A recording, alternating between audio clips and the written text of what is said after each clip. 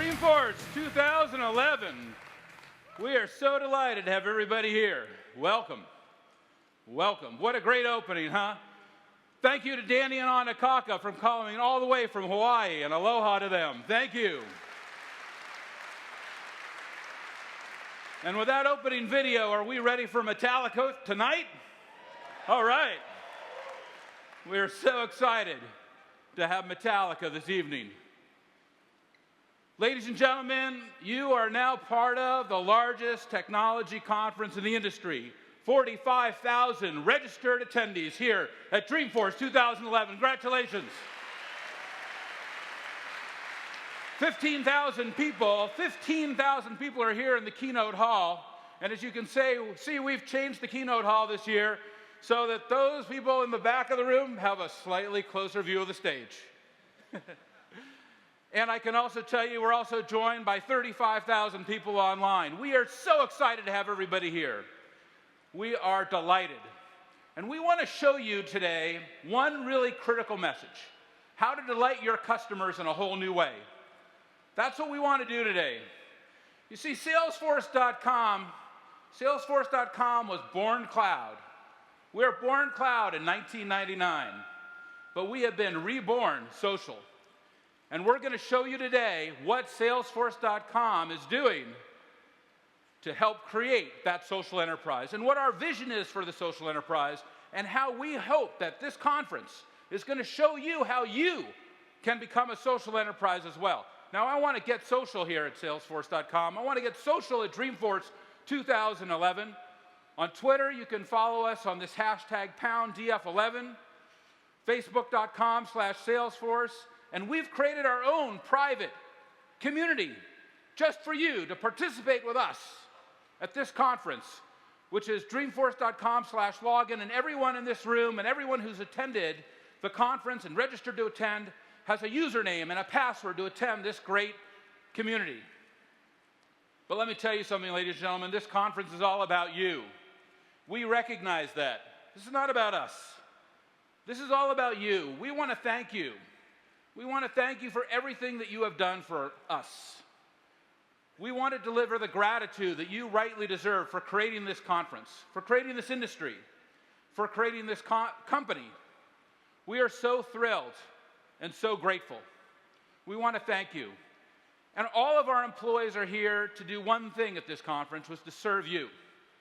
And I just want to bring the energy back to everyone else in this room and just say thank you for everything that you do for us every day. Now, before we begin the conference, as you know, Salesforce.com is a publicly traded company on the New York Stock Exchange. This is our safe harbor statement that governs my keynote, as you probably know. This is our new social safe harbor statement. It's better, it's more social, more mobile, more cloud than ever before.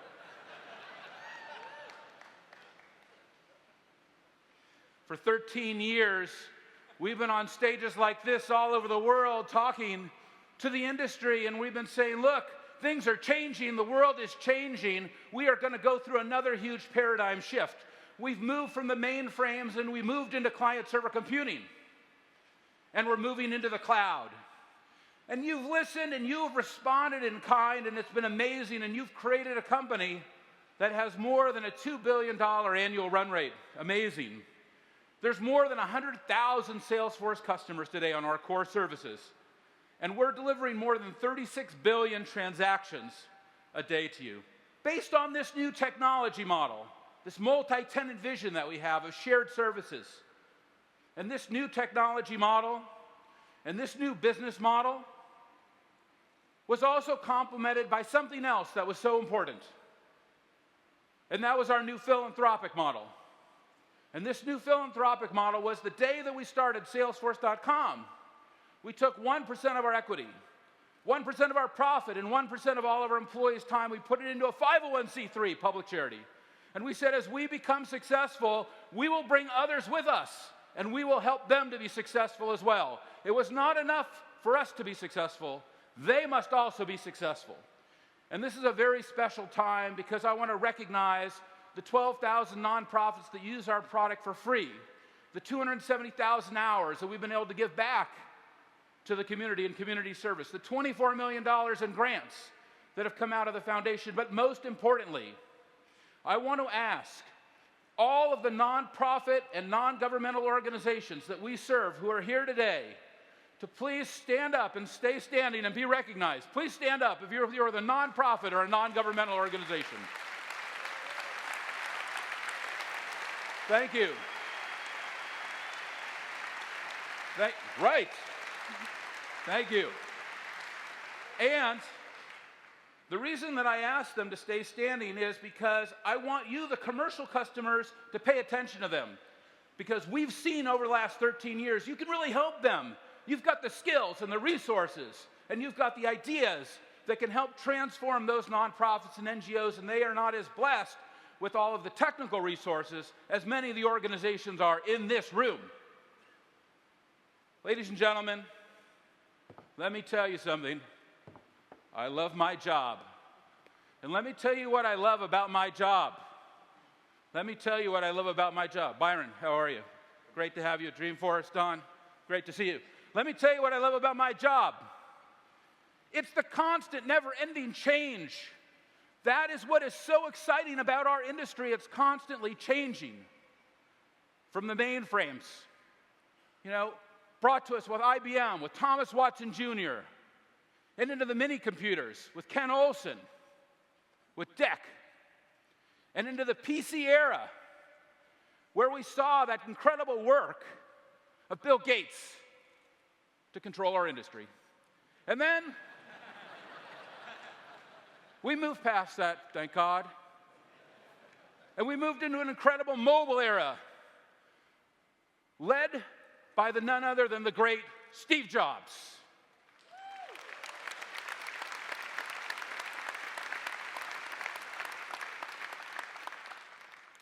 And now we're being led into a new era, an exciting new era. And this new era that's happening today, the one that is so exciting, is this social revolution, which is why we want to bring you a social enterprise. Welcome to Dreamforce. We're great to have you here. This social revolution is really unlike any other paradigm that we've experienced. Because just think about this. We just had Dreamforce 10 months ago. Remember that? Weren't we just here 10 months ago? How do we know there's a social revolution? Well, have you been watching the news? Have you been seeing what's going on the news? Arab Spring, the fall of countries, protests of hundreds of thousands of people, the fall of dictators. And you know what's unusual about this time? There were no signs that said, "Thank you, Microsoft." There were no signs that said, "Thank you, IBM." No, look at this. "Thank you, Facebook." In all these different languages, and in all these different cultures, in all these different parts of the world. Isn't that amazing? It's just phenomenal what is happening. The technology is creating this change and transformation. It's an Arab Spring. But ladies and gentlemen, we need to pay attention to that here at this conference too. And I'll tell you why. I'll tell you why we have to pay attention to it. Because it's not so long from now then we'll start to hear about a corporate spring, an enterprise spring. We've seen Mubarak fall, we've seen Gaddafi fall. When will the first corporate CEO fall for the same reason?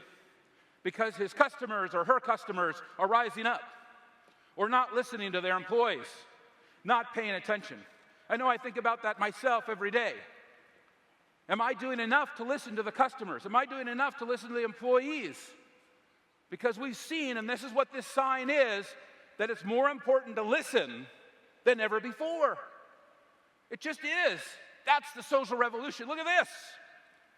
Look at this. Social networking users passing email users. Ladies and gentlemen, let me ask you a question. How many people in this room have a Facebook account or a Twitter account? Raise your hand if you have a Facebook or Twitter account. Look around the room. It's a social revolution. It's a social revolution. Social networking users passing email users. Look at this. Look at how Facebook is eating the web. It used to be about www.whatever. Now it's all about facebook.com/, your company, your product, your project. Facebook is eating the web. And the web itself is shrinking because of Facebook, because of this social revolution. I think that's what we're trying to get our heads around at Salesforce. Really, just since the last Dreamforce. We can see it in Arab Spring, but we can also see it throughout our customers. And I've seen it. I've seen it throughout our enterprises. I've seen it in every aspect of the world that I've traveled to. Look at this. It's not just about social completely. It's also about mobile. This year, you all saw this, people are browsing the web more on mobile devices now than on PCs. It's the fall of the PC. It's a PC spring. The PC, HP just threw their hat in the ring on PCs and said, we're out. Why? Because of this. Look at this. Smartphones, tablets are taking over. We recognize that. We recognize that incredible fact.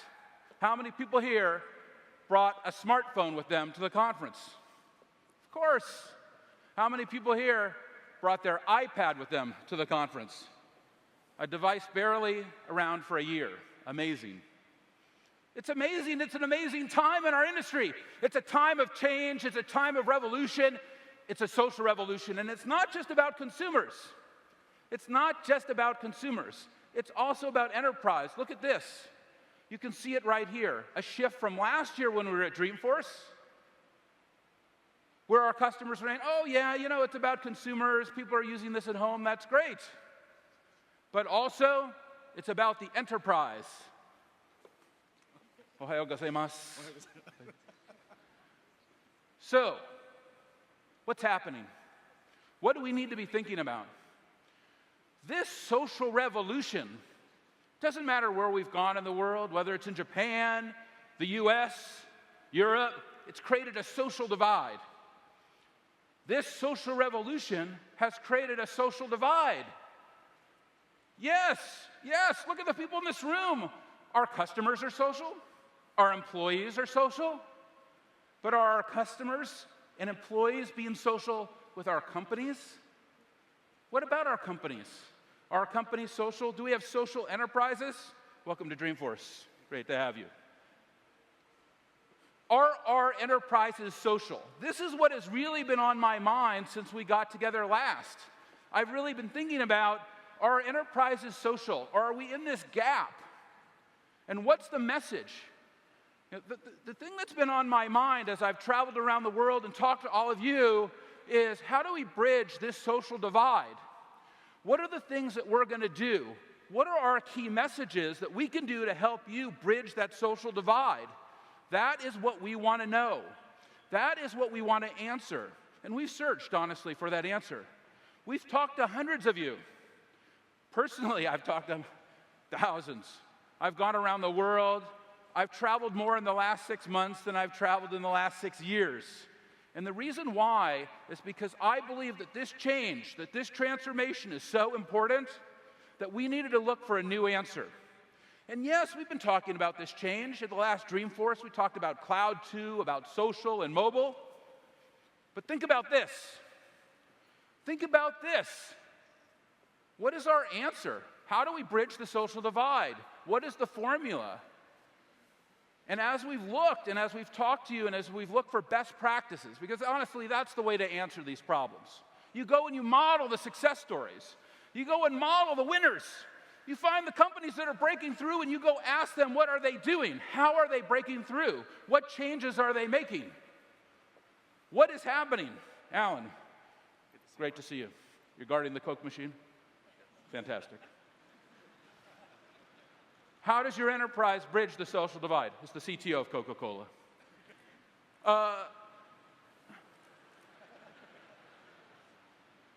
How does your enterprise bridge the social divide?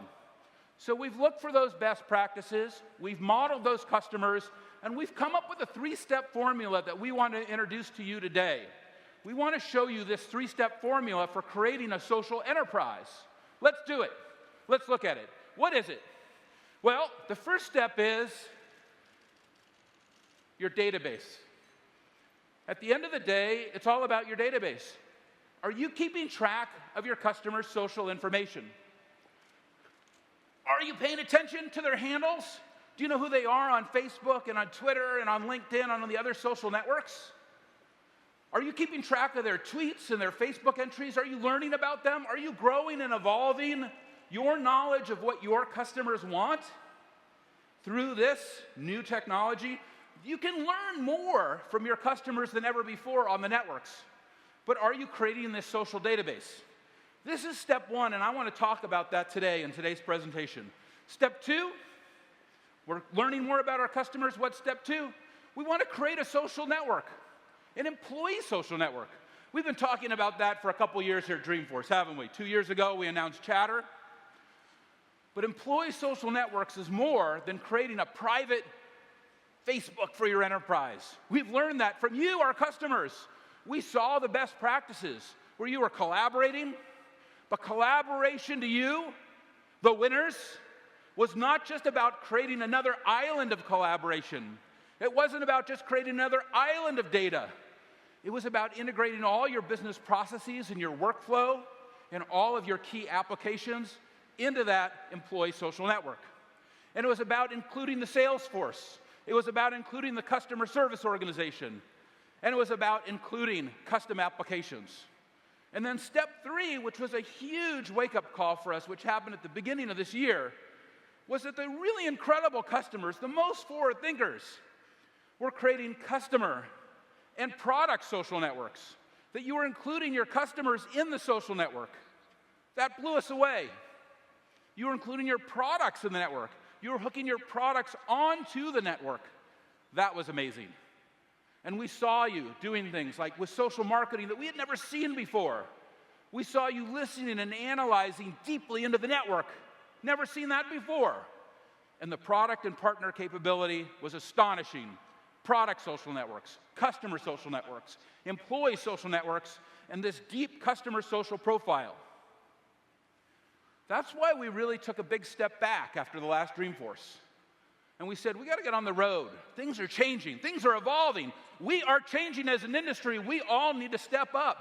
And I said to my own team, we've got to go forward. We have to transform.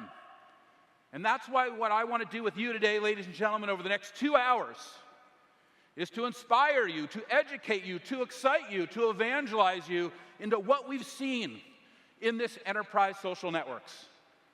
We want to look into the social enterprise. We want to open that door for all of you, a door that we've walked through ourselves. And one of the reasons why we have 45,000 registered attendees, because Salesforce.com is rapidly becoming a social enterprise. But there's no finish line. Our industry is moving and changing so fast, we recognize we have to go even faster. And one of the reasons that we've been able to go faster is because we're all in the cloud, the real cloud, the multi-tenant public cloud that's fast, no hardware or software. You know about that. Easy upgrades, pay as you go, open. Your logic is portable. Your data is portable. And it's inclusive. Everyone can participate. It's democratic. It has equanimity. How many people here are part of companies with less than 1,000 employees? Raise your hand. If you have less than 1,000 employees in your company. How many people here have more than 1,000 employees in your company? Raise your hand. Isn't that amazing? Look at the balance. It's because we're inclusive. This isn't just about companies who are the elite companies, and it's not just about companies that are the small companies. It's about efficiency, about democracy, about economy, about creating a solution that's more green with shared solutions. You can find out about that at green.salesforce.com. But not everyone believes in this. Not everybody believes in this because, ladies and gentlemen, as I've traveled around the world, and I mentioned this last year as well, we need to be thinking about something very important. And that point is we need to beware of the false cloud. Because the false cloud, ladies and gentlemen, is not efficient. It is not democratic. It is not economical. It is not environmental. It is not the future. Because these technologies are not just bleed from one to the next. You didn't see the mainframe bleed into the mini computer bleed into the PC bleed into mobile bleed into tablet, because you could see that when Bill Gates tried to say, oh, well, Windows can run on your phone, that didn't work out too well, right? Not a lot of Windows phones here today, is there? No, there's not. Because you got to cut and start again every time there's a new paradigm. And the way we've learned this is we've been inspired by you. We've traveled around, I've personally gone all over the world to find these best practices, to find these stories. I know I need to come back into this room right now, and I want to deliver those stories back to you. And these are my programs that I've done since we were last together, not including the thousands of other events that Salesforce has put on, looking for these programs, sending our teams out all over the world to listen to you and find out what's going on.